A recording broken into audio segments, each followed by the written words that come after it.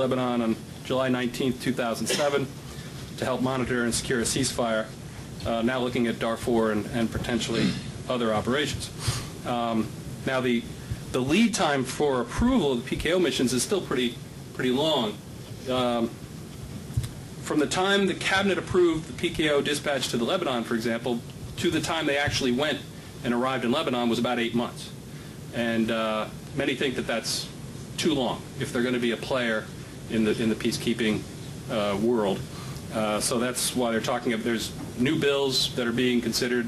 These started in the no administration, but they've kind of languished, and now Lee has an opportunity to push these forward, which will really shorten the approval process, create a smaller number, like maybe under 500 or under 800, could require ex post assembly approval. They might be able to get started more quickly without having to wait for approval. Those bills are pending now.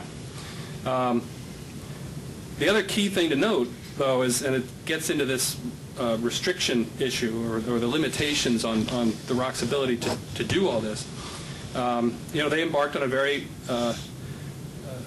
large-scale and substantive reform program called Reform 2020 a couple years ago. It will reduce the size of the ROC military overall, particularly within the Army, but strengthen its capabilities through acquisition of state-of-the-art weapons and communications systems, jointness amongst the services, and so-called civilianization of the Defense Ministry will also be promoted. The reform plan is meant to be financed at a total cost of about $640 billion over the next 14 years.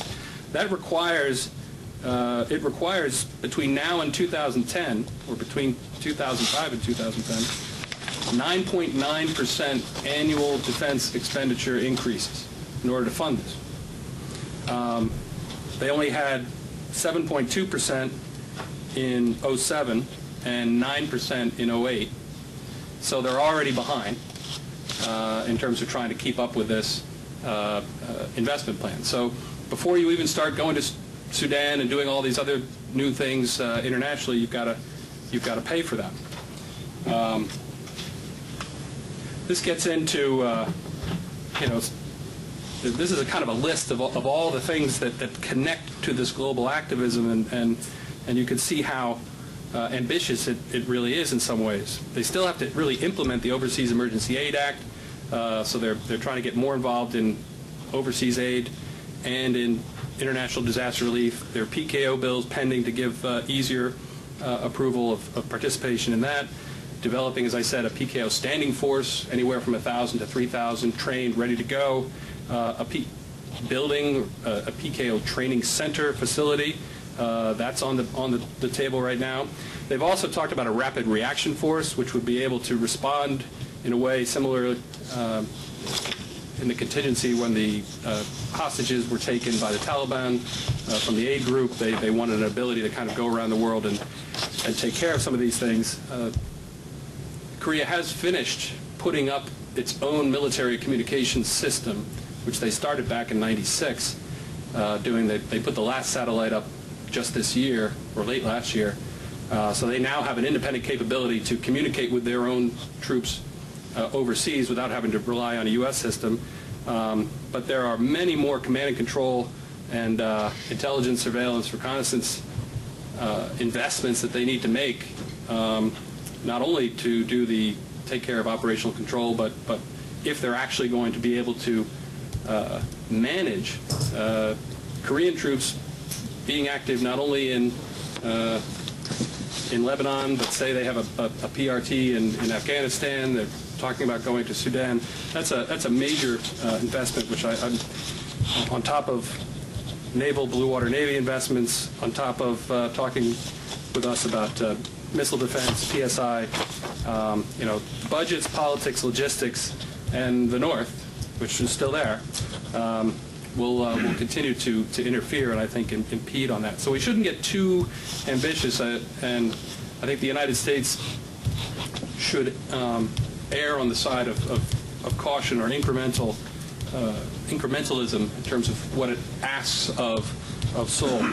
I'll wrap up with a few other comments that are limiting issues, and then I'd like to pose some questions, because I don't have all the answers here, and I want to talk about what I think is the most important aspect of this. First of all, I'm not so sure how deep the public support goes for what Lee is talking about. If you look at all the polls talking about the election, and go back to 2005, a poll in Korea about what's needed in the next president, over 86% said expertise in the economy. 54% said relieving social tensions. Only 37% said expertise in foreign policy was important. It's not high on the voters' minds. July 2007, key election issues: economic growth, unemployment, Social Security. 76% said that's the key issue. National security, 2.7%. So there's not a high sensitivity or an acute sense that Korea needs to be doing this for its own national security. Then you get, ultimately, this is really the last slide, what's the motivation here, and what's the end result, or where Lee really wants to take this? At the graduation ceremony at the Korea Military Academy last month, he said, "The more our military participates in global peace and development activities, the better we evolve into an advanced world player." Is it about being a world player? Is it about partnering with the United States for promotion of peace and stability, democracy, or is it strategic aid?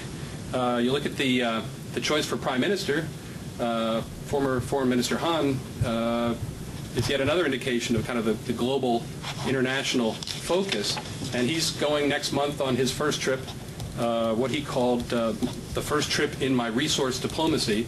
He's going to Central Asia. He's going to Tajikistan, Azerbaijan, Kazakhstan, Uzbekistan, I think. And so here you have the Prime Minister, who used to be kind of the main domestic government manager, is going off on resource diplomacy missions. This is what I wrote at the very end, so I forget from my notes what I was. To me, it's still not clear what the intellectual underpinning or historical precedent is for a more global concept of national security.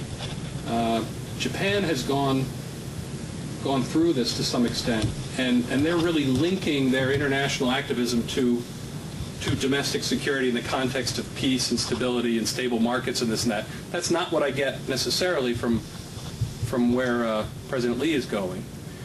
Is it international institution focused? Is it focused on building up the United Nations and contributing to international organizations?